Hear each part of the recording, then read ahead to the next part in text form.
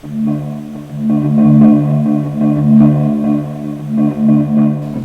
I did want to cover technique like stance and swing as well as safety, but first let me cover the tools that I use for hand splitting firewood.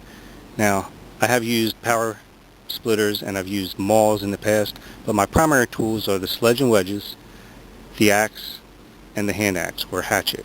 Now, the hatchet's for using when you have a piece of wood that's partially split and you just need to give it a little whack on a piece to free it and complete the split when you don't need a full swing. It's also for taking branches off and stuff like that. The regular axe is my primary tool. That's what I want to use the most for most firewood.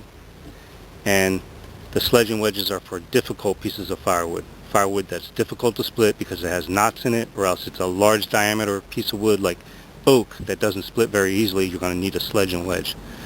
Now, my favorite wedge happens to be this one. You can see it's got a different shape to it. It's much more narrow than the other wedges, and it's got a different curve to it.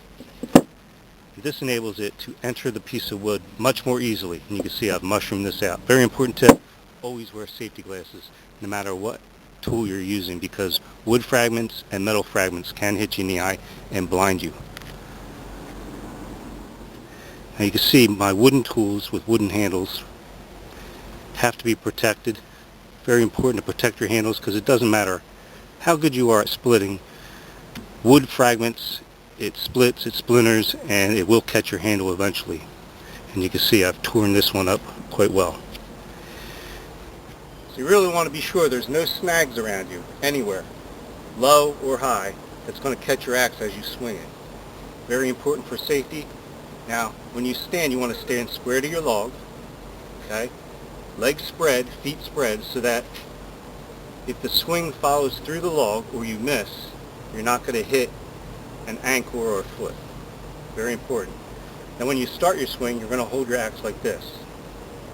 And as you come around using your body motion, because it's not the strength in your arm that creates the split, it's the body motion and the momentum created by the axe coming around that's going to create that nice split. Hands in this position, and hand slides down as it comes around.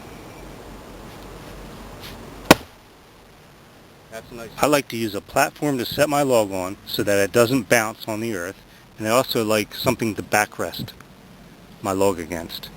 That way it holds up straight before I split it, and after I split it, it's more inclined to stand, and it's less work.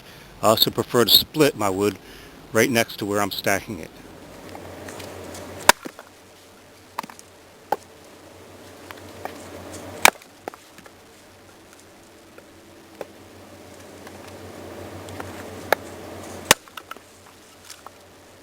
Wood with knots should never be attempted to split along the knot. Always try to split at least halfway through the log away from the knot, or else split on an angle next to the knot, like so. One of the keys to technique is to look for the natural splits in the wood, and that's where you want to hit your wood. You want to aim for the center, and you want to hit it along a natural crack if they have one. You can see this one has a natural crack running right through it. So that's the area I want to hit it. I want to hit with my axe right here. This is a long log, but if I hit it just right along this natural crack, it might just work.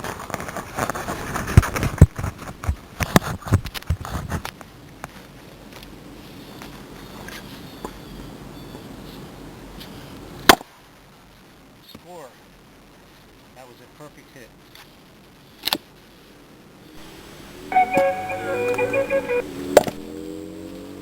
Different sized pieces of wood are going to present different challenges in splitting.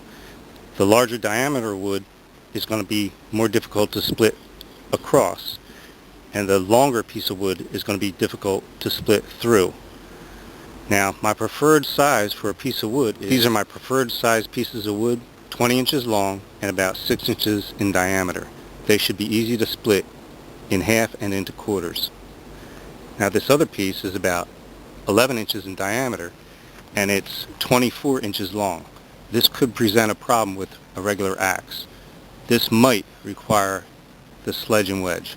This is a normal sized piece of wood, about 20-22 inches long and 6-7 inches in diameter. Try to hit it along this natural crack and split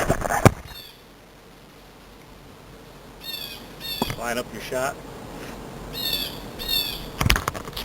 Line up the camera. Line up your shot.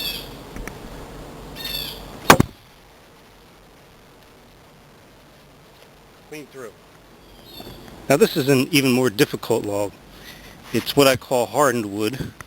You can see it's becoming very hard, dense. It's near the trunk of the tree. It's about 10 inches in diameter at the bottom.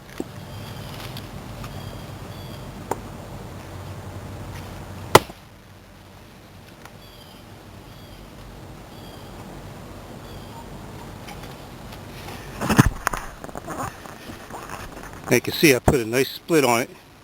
Didn't quite hit the natural split, but it's right next to it. It caught part of it on both sides.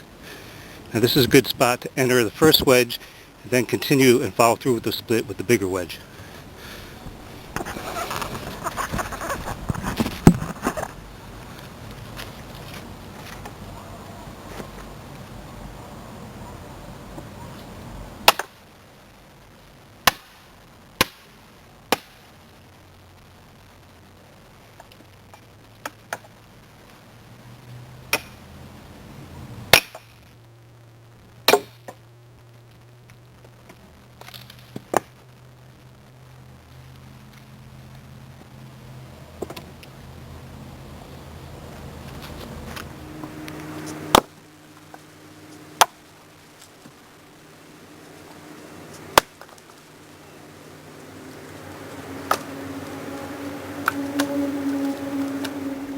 Probably a good idea for most people to wear steel-tipped boots, steel-toe boots, that are leather or a very sturdy material that's going to protect your feet, toes, and ankles, as well as long pants, and even shin guards if you need to.